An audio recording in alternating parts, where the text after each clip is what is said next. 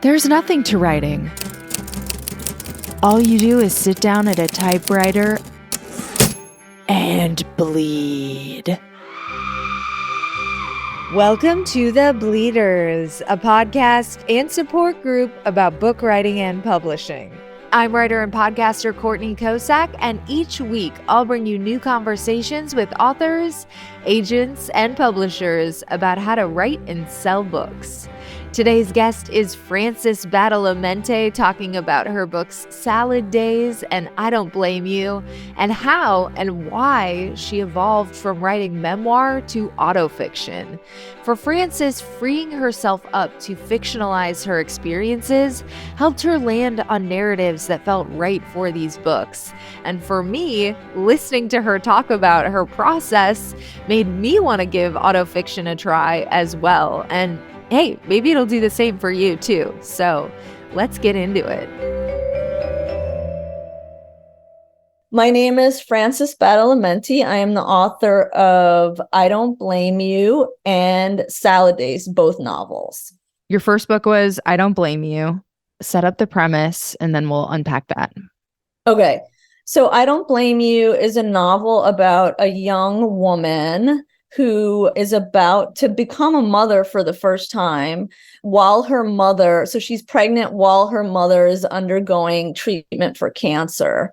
So during that course of a majority of her pregnancy, she lives in Portland, Oregon. Mom is back east in New Jersey, and she's traveling back and forth to help care for her mom. And then her mom passes away when she is about to give birth. So she's about 7 months pregnant. I want to know how long you had been writing this, when you got the aha that it's actually autofiction, and like how that unlocked what it became. So I wrote that book as a memoir. It was a time when it was like all about the memoirs, and I'm reading all the memoirs, and I was involved in just like in that headspace of memoir writing. So I was like, oh, like this thing happened to me that I'm having a hard time making sense of, which was exactly what happened to the young woman in the story. So I wrote it to make sense of my situation. But then as time went on, it like the way that I approached the writing and the characters started becoming a little more fictionalized, a little bit, not a lot, but a little. And then by the time that the book was to be published, the publisher and I decided to put it out as a novel, and not like it could have gone either way. It could have been a memoir. What were your reasons? Like, were you writing to protect people? Why was it a better fit for autofiction? I was protecting myself. I feel like it was really interesting. Like, I remember the conversation with her, the publisher. And when she said, we can just put it out as a novel, like, I just like felt like, oh God, thank God. Like, it was just like, oh, thank God. Like, it just felt like a weight was lifted. It was freedom. There was a sense of freedom. What kinds of things?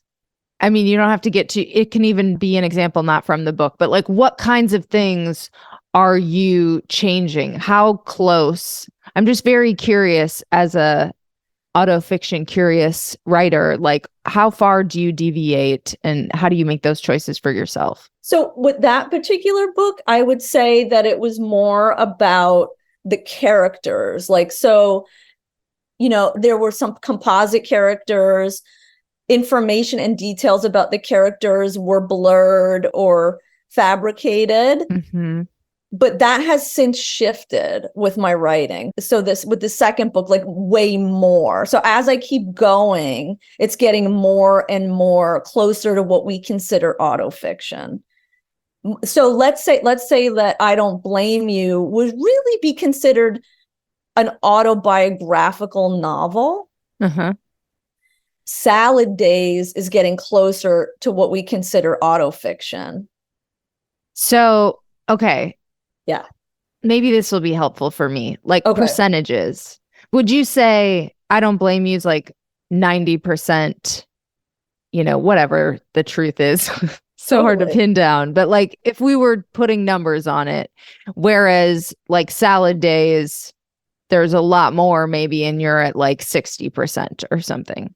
Totally. Yeah. Let's say I Don't Blame You is 85 to 90% truth. Like, okay. So let's be clear about something. So that novel, I Don't Blame You, probably blends into creative nonfiction, right? Get what I'm saying? Like autobiographical novel and or creative nonfiction. Like you could have gotten away with some of those choices anyway because of how those genres work. Correct. Yeah, they're so close, right? They're so like, it's like there's just the littlest things. 100% correct. So 90, let's say 85 to 90% for I Don't Blame You. Salad Days veers more into, like you were saying, like 50 to 60%. That's when it's like it's based on my experiences, where I Don't Blame You is pretty much my experiences, the narratives that I have lived through, and my experiences with like slight fabrications. All right, Bleeders, that was just a little preview. The whole interview is so good, and it's over on YouTube. The channel is youtube.com/@bleederspodcast. There is a link in the episode description that will actually take you right to this specific video. And make sure you're signed up for the Bleeders Companion Substack for all kinds of newsletter exclusives. There is a link for that in the episode description as well. It is free to subscribe, but I actually just launched a paid subscription where I'm taking you behind the scenes of all my best bylines. I am about to publish the first edition of that. I published a post about my return to stand-up comedy and how I got ready to crush my first show. I wrote about my MFA and whether or not I think it is worth it. And I did an amazing manifestation workshop for the new year. It's one of my favorite workshops I've ever done. And so all of that is behind the paywall, and I hope you will join me there. And I hope you join me again next time on the podcast for another instructive episode. In the meantime, happy bleeding.